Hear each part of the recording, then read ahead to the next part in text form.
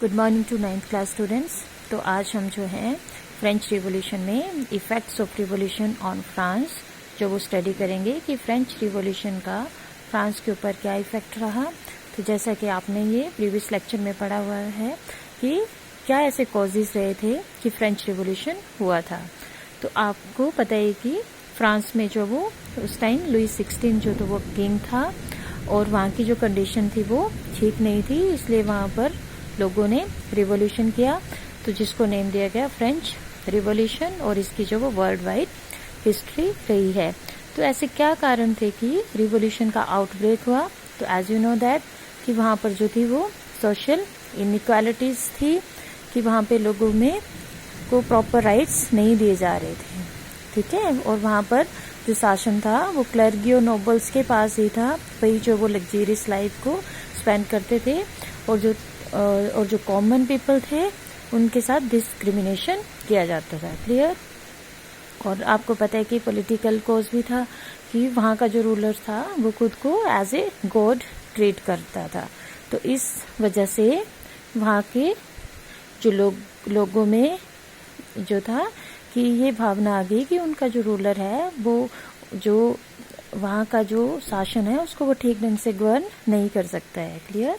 और आपने एक कॉज ये भी पढ़ा था कि वहाँ पे इकोनॉमिक जो कंडीशन थी वो भी अच्छी नहीं थी, the shattered economy of the France, ठीक है। And that is also the major cause of the revolution. Clear. और तो इस तरह से जो थे काफ़ी कॉजेस रहे थे फ्रेंच रिवॉल्यूशन के लिए।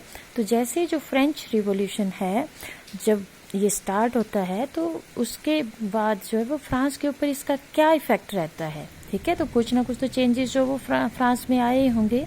तो जैसे कि हम फर्स्ट देखते हैं कि न्यू सोसाइटी ऑर्गेनाइज। तो आफ्टर दैट जो वो जैसे रिवॉल्यूशन जो खत्म होता है तो वहाँ पर न्यू सोसाइटी जो वो ऑर्गेनाइज की गई and new society was organised in France and this society was organised on the basis of liberty, fraternity and equality. तो जब नई सोसाइटी बनी तो उसमें जो वो आपसी मतलब स्वतंत्रता और भाईचारे को जो वो बढ़ावा दिया गया।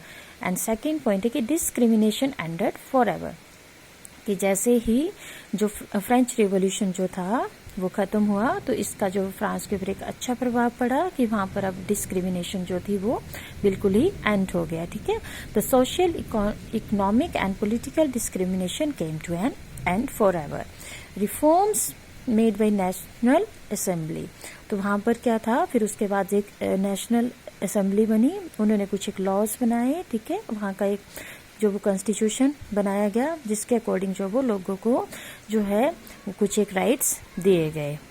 Then democratic system establish. तो वहाँ पर अब मोनार्कियल सिस्टम का एंड हो गया और डेमोक्रेटिक सिस्टम बनाया गया। डेमोक्रेटिक मीन्स जो वो जनतंत्र जो को बढ़ावा दिया गया, ठीक है, कि अब किसी भी एक राजा का जो वो शासन नहीं था, उनको जो है वो पूरे कॉन्स्टिट्यूशन के अकॉर्डिंग काम करना पड़ा। देन एंड ऑफ फेडरलिज्म, कि फेडरलिज्म का भी एंड हो गया, mean सामंतवाद।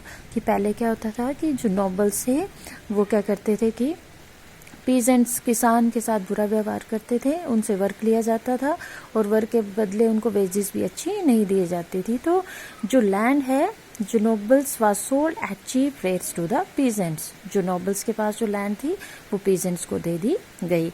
And the reduction in the rights of clergy, और जो क्लर्गी के जो राइट्स थे उसको भी रिड्यूस किया गया। ओनली उनको यही अथॉरिटी दी गई कि the authority was now only confined to the church. Clear.